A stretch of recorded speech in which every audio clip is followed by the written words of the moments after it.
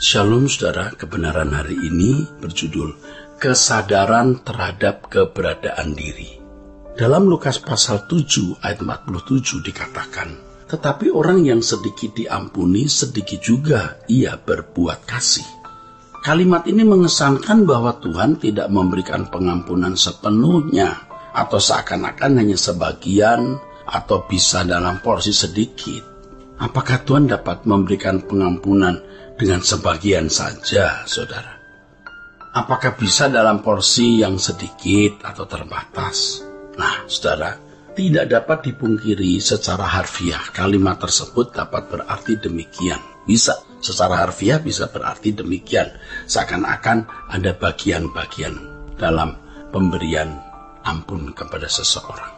Namun, jika diartikan demikian, maka timbul kesan bahwa Tuhan tidak konsekuen dalam memberi pengampunan kepada manusia. Lalu bagaimana memaknai perkataan ini, saudaraku? Tentu ayat firman Tuhan ini tidak bermaksud untuk menyatakan bahwa pengampunan Tuhan dapat diberikan sebagian saja. Kita harus melihat dari sudut pandang manusia atau objek yang diampuni.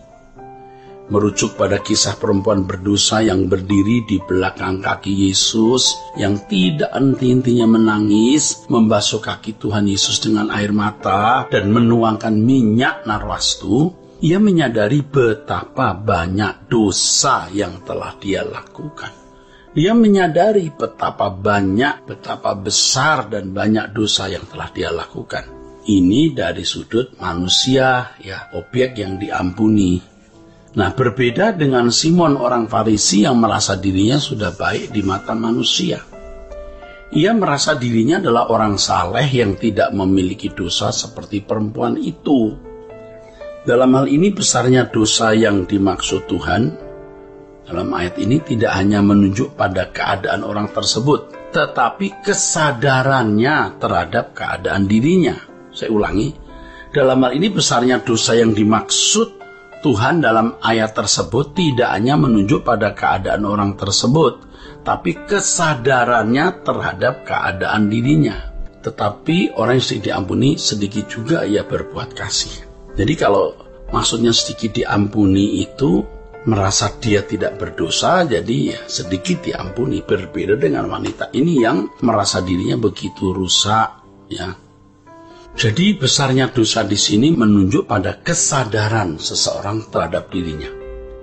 Nah, saudaraku, perempuan berdosa ini merasa banyak dosanya, besar dosanya, maka ia melakukan hal yang luar biasa terhadap Tuhan Yesus.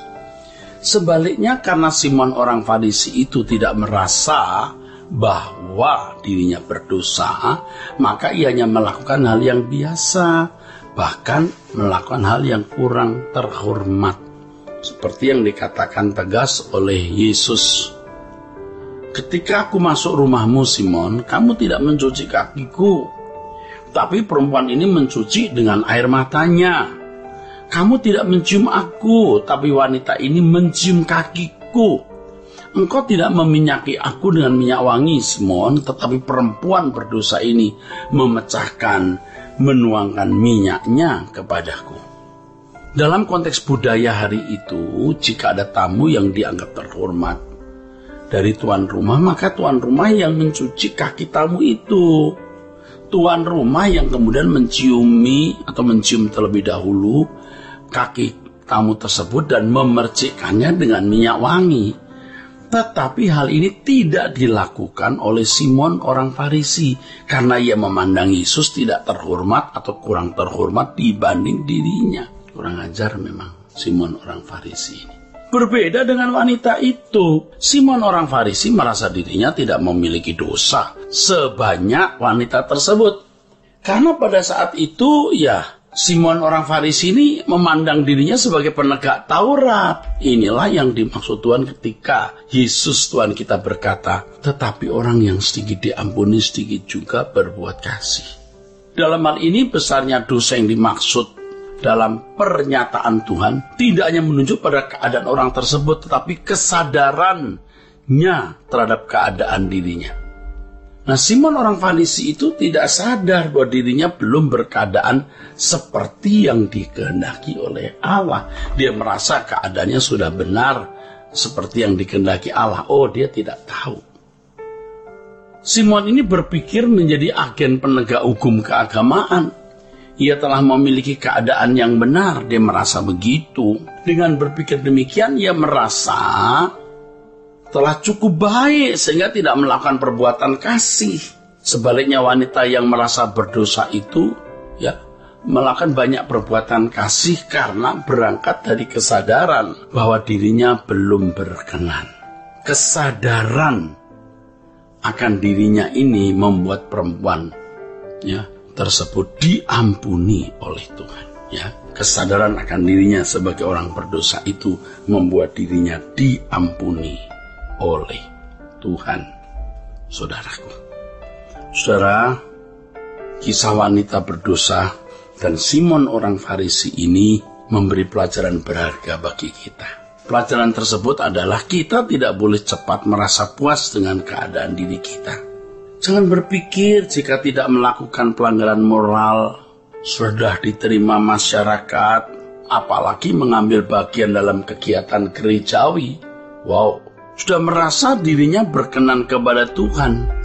Bahkan bukan tidak mungkin menganggap dirinya sudah sangat istimewa dibanding orang lain.